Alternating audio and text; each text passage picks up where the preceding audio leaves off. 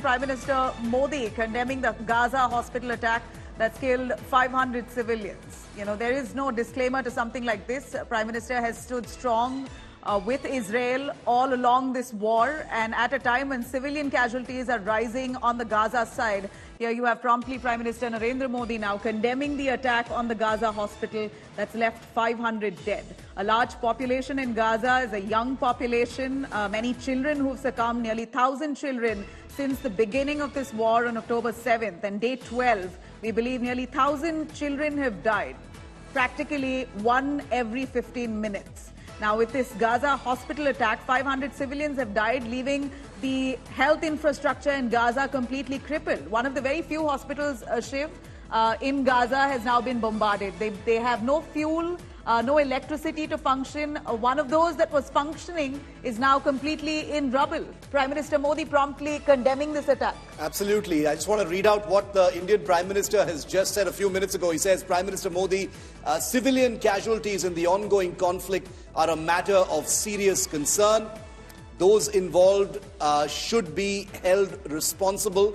Deeply shocked at the tragic loss of lives at the Ahli Hospital in Gaza. Our heartfelt condolences to the families of the victims and prayers for speedy recovery of those injured. Civilian casualties in the ongoing conflict are a matter of serious and continuing concern.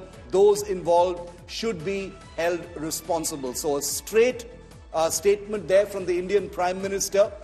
Remember that the statement comes amidst a very, very hostile war of claims and counterclaims between Israel and Hamas, each side blaming the other for mass casualties at the Al-Ali Baptist Hospital in Gaza City. The casualty number ranges from anywhere between 200 to 500, depending on which source you're looking at, including the Hamas-controlled health ministry in Gaza. But this is an incident that is going to cast a shadow over what happens in Tel Aviv today with President Biden. The Indian Prime Minister expressing deep shock at the loss of lives and calling for those responsible for it to be brought to book as quickly as possible. But that is going to be an extremely tall order, Nabila, because remember, Gaza is under siege. The Hamas controls Gaza even at this point of time. The ground offensive hasn't started yet. In fact, we spoke a very short while ago to the spokesperson of Netanyahu's Prime Minister's office, and he said that a ground operation of some kind is inevitable. It's going to happen, but this humanitarian crisis, amplified by the Gaza hospital attack, has only really colored what's going to happen over the next few hours. And I think in light of what the Prime Minister has said, is reflected the kind of dilemma that Biden now faces. How are those who are held responsible going to be brought to book? Can a credible investigation into the hospital bombing really take place in this atmosphere where there are so many dangers in Gaza at this point of time? Who can conduct an independent investigation at this point of time, if not someone like the United Nations or others?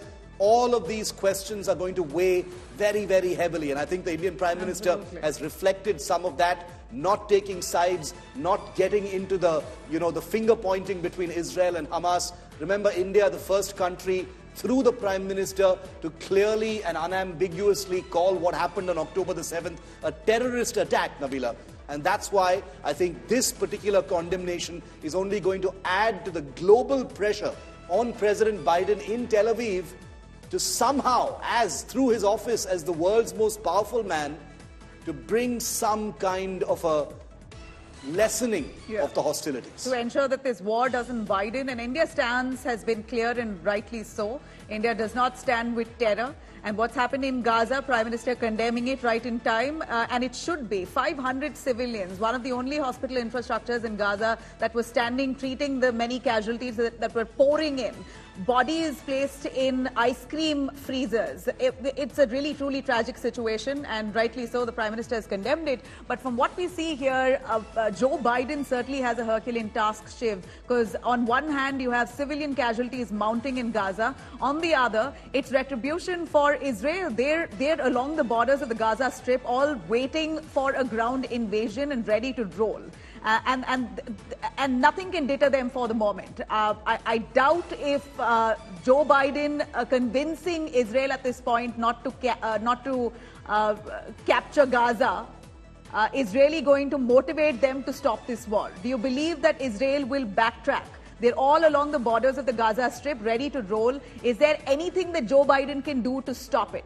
And while that said, what's worrying is Hamas is convincing Palestinians to stay back and not to flee from the area, that this is false propaganda coming in from Israel, that they're not going to do anything, stay back, do not move anywhere. And while on one end you have Israel ready to roll. And not really just convincing, Nabila, they're forcibly stopping Palestinians from leaving, migrating out of populated areas. There's a huge crowd of Palestinians who want to cross over the southern Gaza border with Egypt, but Egypt has closed that crossing, so there's literally no escape for Palestinian civilians. And the hospital bombing has really just put the world's focus back on the humanitarian crisis. Remember that airstrikes happening over 12, 13 days has almost kind of desensitized the world, which has become very used to humanitarian casualties in this part of the world, because there is a part of the brain that is far away from Israel and Palestine that says this is a cursed land, people will die here and the world can't do anything about it. But the hospital attack has sort of very rudely woken people up into how it's possible for many hundreds to die in one single explosion. And I think the horrors of war have been revealed. It's been reflected in what the Indian Prime Minister has said. And like I said, it only adds another very, very important layer by the world's largest democracy to the world's oldest democracy, and the responsibility and burden on Biden's shoulders to effect some kind of a ceasefire.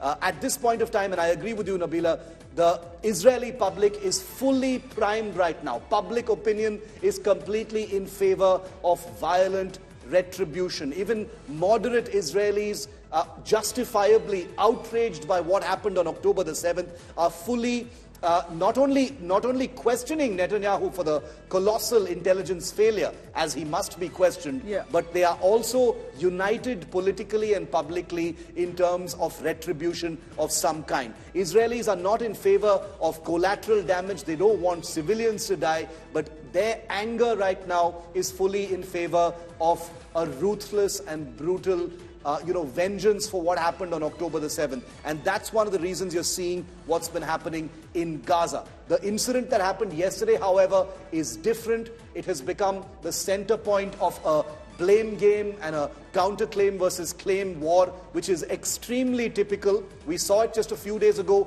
to a smaller extent over the issue of beheaded babies. That played itself out as well. This hopefully will also play itself out. Hopefully, there can be an independent investigation. Journalists can be allowed into Gaza to look for themselves, to see what may have happened here, and to judge for themselves instead of being caught in this crossfire between Israel and Hamas. But let's make no mistake, amidst all these claims and counterclaims, it is innocents who have suffered, it's innocents who have died, many hundreds of them, very, very likely children, as suggested by those horrifying images that we continue to play here on India Today. And every single thing that Nabila and I are talking about, as Gaurav is talking about from Tel Aviv today, is going to be an agenda point as far as President Biden and Netanyahu, the Prime Minister Netanyahu, are concerned. Because it is in the hands of these two men over whether there can be some kind of a cessation of hostilities against Gaza at this point of time. But the question, of course, arises, what is the exit strategy? What is the end game for Israel? When will it actually stop? And this at a time when Israel has vowed, it has said, no matter what world public opinion is, no matter what international pressure is, no matter what any country says, we are going to go after Hamas. And that could mean operations beyond what we see on television, beyond what we see in Gaza. It could be in Iran, Qatar, Turkey, other places. Who knows? And that is a nightmare situation for the world.